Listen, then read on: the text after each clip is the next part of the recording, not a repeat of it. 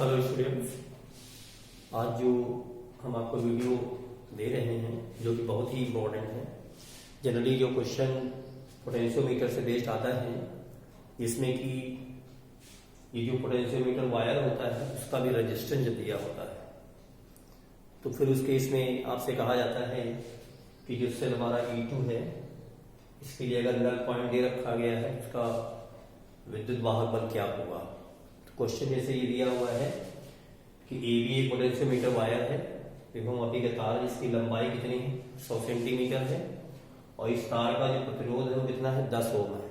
ठीक है, और इस AB वायर को एक 40 ओम के प्रतिरोध के साथ श्रेणीबद्ध करते हुए 2 वोल्ट की बैटरी से क्या किया गया, कनेक्ट किया गया है। यानी ये विभवमापी से संबंधित आपका सर्किट डायग्राम हो गया। फिर क्या किया गया है, एक सेल E2 लिया गया है, इस सेल E2 के द्वारा नल पॉइंट फाइंड आउट किया गया है और वो नल पॉइंट प्राप्त किया गया है वो 40 सेंटीमीटर पर प्राप्त किया गया है। तो ये कहा जा रहा है कि इस सेल E2 का विद्युत वाहक बल क्या रहा होगा, ये क्वेश्चन है। तो ध्यान ये देना है यहाँ सबसे पहले आपको कि जब कभी भी विभवमापी के तार AB का प्रतिरोध दिया हो तो हमें इस तार AB की विभव प्रवणता निकालनी होती है। और जब कभी इस तरह कंडीशन आती है विभव निकालने के लिए जिसमें तार का प्रतिरोध दिया होगा तो हम सबसे पहले ये पता करेंगे कि इस तार में धारा कितनी बह रही है। कहां से कौन से परिपथ से लगे हैं, ये 2 वोल्ट की जो सेल लगी है उससे जुड़ा 40 ओम प्रतिरोध ये और जो तार ये AB है। इस परिपथ में हमें सेल के द्वारा कितनी धारा सप्लाई हो रही ये पता करेंगे पहले। तो जाहिर सी बात है इसके लिए हमें क्या करना होगा, we have to calculate total resistance of this circuit. जो इस सेल से कनेक्टेड हमारा सर्किट है इसका हमें कुल प्रतिरोध पता होना चाहिए। तो कुल प्रतिरोध पता होने के लिए क्या होगा, कुल प्रतिरोध जब निकालेंगे यहाँ पे टोटल रेजिस्टेंस कुल प्रतिरोध, तो ये 40 ओम तो ये प्रतिरोध हो गया और उसके बाद इस पूरे वायर का जो प्रतिरोध है वो कितना है 10 ओम दिया हुआ है।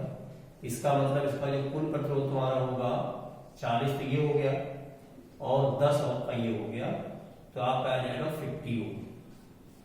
ये इस सेल से जुड़े परिपथ का क्या होगा, प्रतिरोध निकल आएगा। अब क्या होगा, फिर हमें चाहिए होगा कि धारा कितनी है, इस सेल के द्वारा धारा कितनी सप्लाई हो रही है। तो I = E/R। E कितना है आपका 2 वोल्ट दे रखा है, फॉर्मूला यूज कर लेंगे E/। वैसे अगर कभी भी साथ में इस सेल के साथ अगर इंटरनल रेजिस्टेंस दिया हो तो आप उसको दिखा देंगे और ज्यादातर क्वेश्चनों में नगण्य आंतरिक प्रतिरोध देंगे। वो ज्यादातर क्वेश्चनों में क्या होगा कि नगण्य आंतरिक प्रतिरोध होगा। तो उस केस में I = क्या होगा E/R + R हो जाएगा। ठीक है, तो यहां पर चूंकि नगण्य प्रतिरोध है इसको नहीं मानेंगे, हम हटा देंगे, तो ये खाली हो जाएगा E/R हो जाएगा। तो इस हिसाब से यहां पर E की वैल्यू 2 रख देंगे और जो रेजिस्टेंस आपका कितना है 50 है। तो इस हिसाब से 1/25 यानी कि I की वैल्यू जो आ जाएगी वो 1/25 एम्पीयर करंट सप्लाई होगी। अब क्या करना होगा, अब निकालिएगा तार AB में जो विभव प्रवणता है। विभव प्रवणता निकालने के लिए ध्यान क्या देना है, चूंकि इस तार AB का प्रतिरोध दिया हुआ है, विभव प्रवणता क्या होती है, एकांक लंबाई में विभव पता है। यानी एकांक लंबाई में धारा को प्रवाहित करने के लिए, आवेश को प्रवाहित करने के लिए कितनी ऊर्जा की आवश्यकता हो रही है। तो यहाँ पर K = I × रो का प्रयोग करेंगे। ये रो क्या है, ये रो जो है इस तार AB की एकांक लंबाई का प्रतिरोध है। रो तार AB की एकांक लंबाई का प्रतिरोध।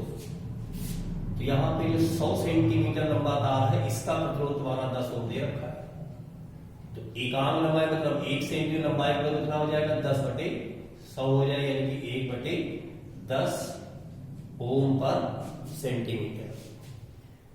ये आपका एकांक लंबाई का प्रतिरोध निकल आएगा, यही कहलाएगा आपका रो। अब इस रो की वैल्यू को यहां पर रख देंगे हम, K = क्या हो जाएगा I आई की वैल्यू हम निकाल चुके हैं 1/25 और 1/10, तो ये हो जाएगा 1/250 वोल्ट पर सेंटीमीटर। ये जो के आपका निकला है, ये के इस पूरे तार के लिए एक जैसा होगा। के का मान इस पूरे तार के लिए एक जैसा होगा, जो भी चेंज नहीं होगा। अब आगे देखना क्या है यहाँ पे, ये जो विद्युत वाहक बल सेल, सॉरी जो सेल E2 लगा हुआ है, जिसका विद्युत वाहक E2 है, इस E2 सेल के, इस E2 सेल को इस तार A और G के बीच के विभवांतर से क्या किया गया है, बैलेंस किया गया है। यानी इसके मतलब जो विभवांतर है और जो इस सेल के विद्युत वाहक बल के बराबर होगा, तभी क्या होगा, ये इस कैलोमीटर में हमारा कोई विक्षेप नहीं होगा। यानी कि इसके मध्य विभवांतर, यानी इस सेल के द्वारा जो धारा सप्लाई हो रही होगी और इस सेल के द्वारा जो धारा सप्लाई हो रही है, दोनों बराबर विपरीत होगी। तो इस केस में क्या होगा, इस धारामापी में कोई विक्षेप नहीं होगा। तो वही स्थिति कहलाती है शून्य विक्षेप स्थिति। ए और जे के मध्य विभवांतर जो होगा वो इसके बराबर होगा, सेल E2 के विद्युत वाहक बल के बराबर होगा। यानी कि VAJ कह सकते हो, इज इक्वल टू क्या होगा, E2, ठीक है। और VAJ मान क्या होगा, V इक्वल टू KL, में पढ़ चुके हम लोग, V इक्वल टू KL, तो K into L equal to क्या हो जाएगा, E2 हो जाएगा। K क्या है, इस तार की लिए विभव प्रवणता है, तो K की वैल्यू कितनी है, 1/250 और L की वैल्यू कितनी है, 40 से यहां रख देंगे, तो ये हो गया आपका E2। तो यहां से E2 की वैल्यू आप निकाल लेंगे तो 4/25 वोल्ट आ जाएगी। तो इस तरह का जो क्वेश्चन है विभवमापी में, जब कभी भी इस तार AB का प्रतिरोध दिया हो, सेल का प्रतिरोध दिया हो और एडिशनल कोई और प्रतिरोध अगर दिया है, अगर नहीं भी दिया तो कोई खास बात नहीं है, ये दिया भी रह सकता है, नहीं भी दिया रह सकता है। जब कभी भी ध्यान रखना है कि तार AB का प्रतिरोध अगर दिया हुआ है, तो फिर उस केस में विभव प्रवणता निकालने के लिए आप पहले करंट निकाल लेना, करंट निकालने के बाद सर K निकाल लेना, और K निकालने के बाद तब इस संतुलन स्थिति को लगा करके आप इसको फाइंड आउट कर सकते हैं, ठीक है ना। तो इसको आप देखेंगे, इसी से और भी हम कुछ वीडियो इसके आपको हम सेंड करेंगे। Thank you.